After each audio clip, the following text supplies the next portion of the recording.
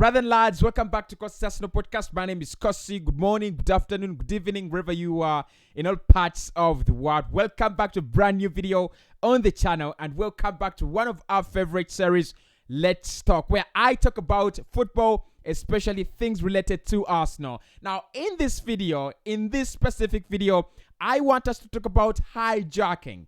Hijacking. Literally, the definition meaning of hijacking is when you intercept, kind of interception, kind of jumping ahead. So intercepting. We need to intercept, right? So in this video, we'll point out 5 deals that Arsenal should be hijacking this summer, in my opinion. You also have a chance to get involved in the comment section, but just one deal. You have one deal. Tell me in the comment section below, which player do you think Arsenal should hijack? So this is the criteria. The player has to be moving to a certain club. So it should be a deal. Obviously, you cannot hijack a player who is attracting no attention from any other side. So there are a couple of deals happening around the transfer market, but which one makes you envious? Which one makes you feel like we should be going in for that one? We should be signing that guy, not that club. Let me know. Chelsea have really done it very, very well this summer. They've tried to hijack a couple of deals. Richarlison, Gabriel Jesus, Frankie de Jong. They're trying to hijack everyone on the market. The problem is that they have not successfully done it, so we cannot ask notes from them. Otherwise, we would, if we got notes from Chelsea, we would only try to hijack but not successfully get the deals done. So we need to find our own strategy and our own approach of getting the deals hijacked. I'm not really good at hijacking, but I'm good at spotting deals that I think Arsenal should hijack. Now, in number 1, I've gone with Nathan Ake to Chelsea. Nathan Ake signed for Manchester City a couple of seasons ago, I think 2 seasons ago, and he's one of the phenomenal players that I have watched, in my life, and I felt he's a good player. He's a good defender. I think this hijacking could have happened a couple of seasons back when he was signing for Manchester City. That by then he was a little bit cheaper, coming from Bournemouth. By that time, Bournemouth had just gotten relegated. But then he successfully made that switch from Bournemouth to Manchester City. Now Chelsea are trying to sign him. Manchester City are asking for around £40 million, around £45 million. And I think, in my opinion, that is absolutely a very, very good deal. And also thinking about the fact that Raheem Sterling and Gabriel Jesus have left the club for around £45 million.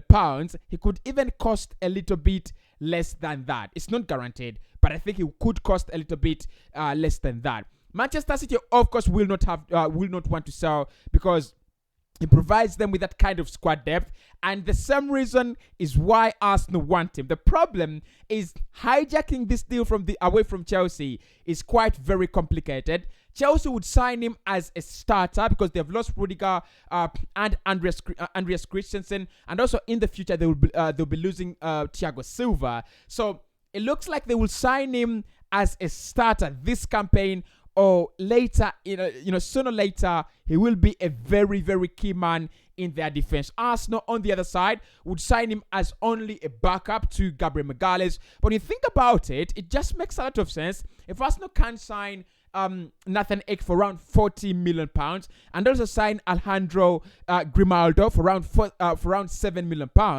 that actually means that we have spent £47 million on 2 players, the same amount of money we would spend on Lisandro Martinez. So in my opinion, Nathan Ake to Chelsea, hijack that one. Get in there and intercept the deal. Of course, Chelsea do have the money, and they've already signed in Raheem Sterling, so probably it could mean something to the player going in the same way as Ibrahim Sangare. But we've also signed in Gabriel Jesus. It depends where the player would love to go. But in my opinion, that is a deal Arsenal should definitely hijack. Now, the other deal that I think Arsenal should hijack is Ibrahim Sangare. We've talked about Ibrahim Sangare before. If you've watched this channel for over a month now, I talked about the 5 players that Arsenal need to sign in order to get that perfect backup for Thomas Partey. Now, I'm not really saying Arsenal should hijack Sangare because Partey will never play for Arsenal again. That is not my point. My point is that when you think about Sangare, you're thinking of a long-term prospect that can replace Thomas Partey for you, but also thinking about an immediate backup to the player. Of course, we cannot deny Thomas Partey is one of the world-class midfielders now in the Premier League, one of the best in the game, but he's very injury-prone, and I don't think anyone is going to argue with me on this one. The problems with Thomas Partey are absolutely very, very troublesome. However, I think what Arsenal need to do is simple: getting someone who can give you that amount of quality, that level of quality when Thomas Partey is away. And also someone who can share the amount of game time with Thomas Partey to make sure that he only plays in the important games. I don't know what you call the important games, but I think that is the 38 games in a Premier League campaign. So Ibrahim Sangare is linked with Chelsea and Man United at the moment. Now, the problem with those two deals is, one, Man United would sign in Ibrahim Sangare as a defensive midfielder and also as a definite starter. They have already lost Nemanja Matic to Roma, so I do not think there is a world where if Ibrahim Sangare signs for Man United, he doesn't become a starter. So that is the advantage Man United would have over Arsenal. The other advantage to join Chelsea is, of course, the money. And also that Jorginho and N'Golo Conte are aging. So sooner or later, Sangare would become the main man at Chelsea in that pivot for Thomas Tuchel. But I think Arsenal can edge this one. 30 million euros. That is not a lot of money for us to do.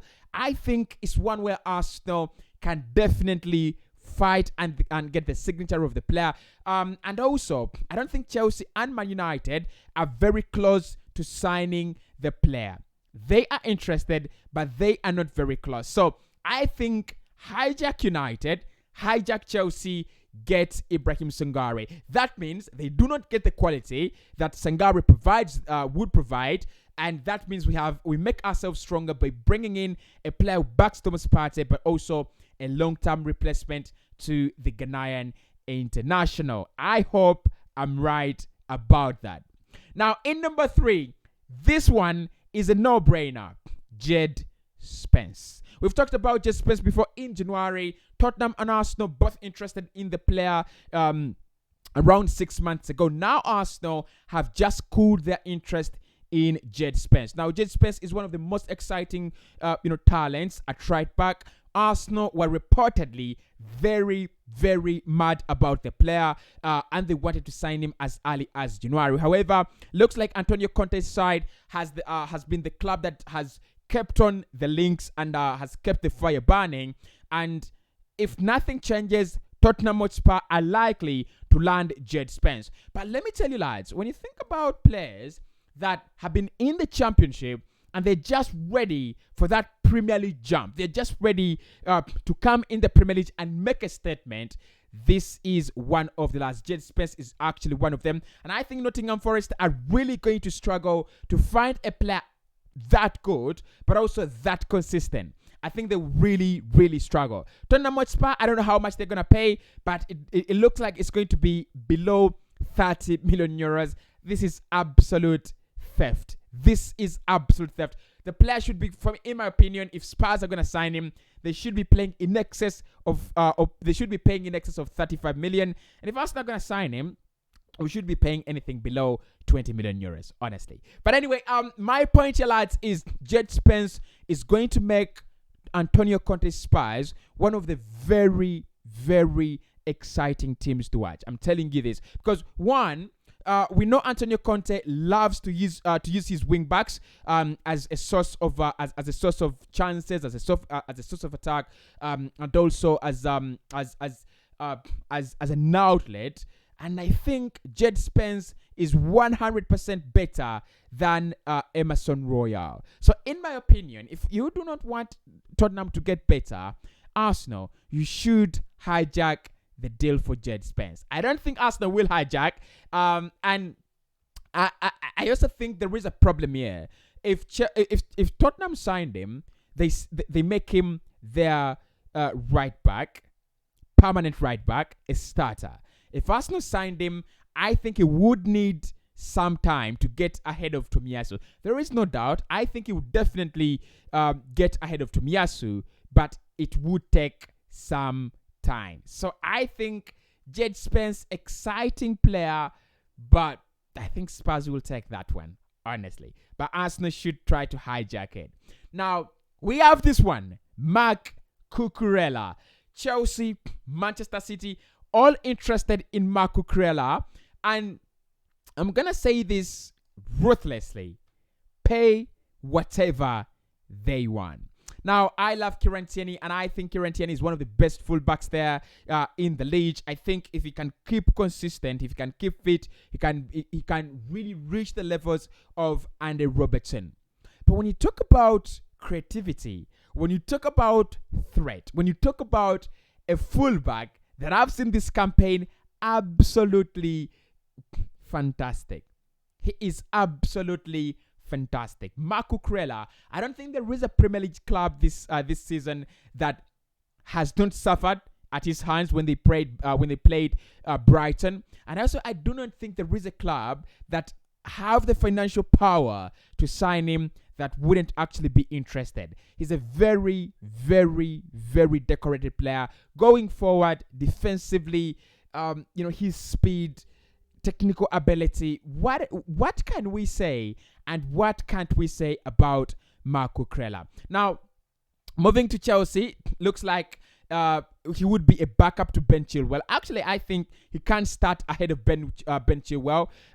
And he's that kind of player that Thomas Tuchel would actually want, other than Ben Chilwell, because Thomas Tuchel loves to play that 3-4-3 kind of system where his fullbacks are wingbacks, actually, where his wingbacks are 100% working hard in influencing and affecting whatever goes on the pitch. Marc Cucurella would be a very, very good fit for Chelsea, and I think if they got him, they would have someone equaling the energy that Reece James is giving them on the right hand side. Now, if he goes to Manchester City, there is a question whether he would be a starter with Joao Cancelo and Kyle Walker already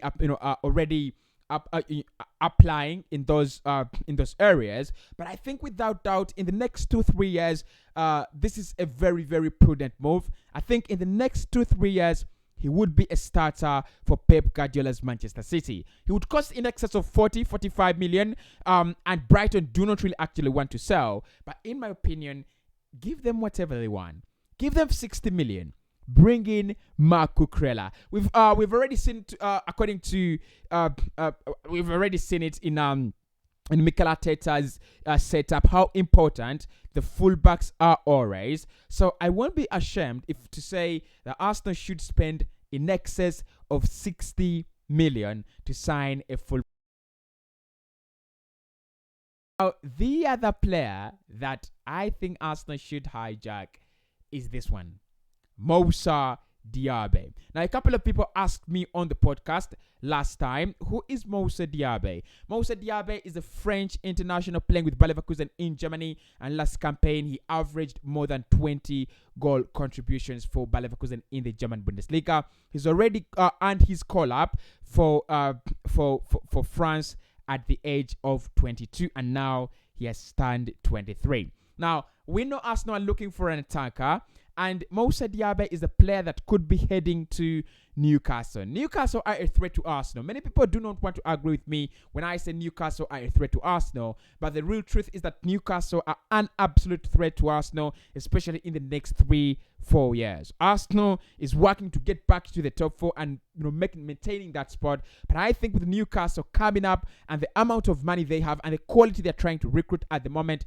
in the likes of Steven Botman and Bruno Guimaraes, if they add players like Hugo Ekitike and the likes of Musa Diabe, they're going to catch up with Arsenal within no time. And I think we are a little bit ahead of them in terms of having Europa League football and also having a project that is going to go bang sooner or later, earlier than theirs. I think Musa Diabe can be more attracted to Arsenal than to Newcastle. So in my opinion, we can hijack this one. In all the deals I've spoken about, this one is hijackable. hijackable. So Musa Diabe, Marco Corella, Jed Spence, Ibrahim Sangare, and Nathan Egg. Those are the deals that I think Arsenal should be hijacking. Talk to me, Arsenal hijackers. Talk to me, you hijackers. Should we hijack the Jags? The deals. See you soon.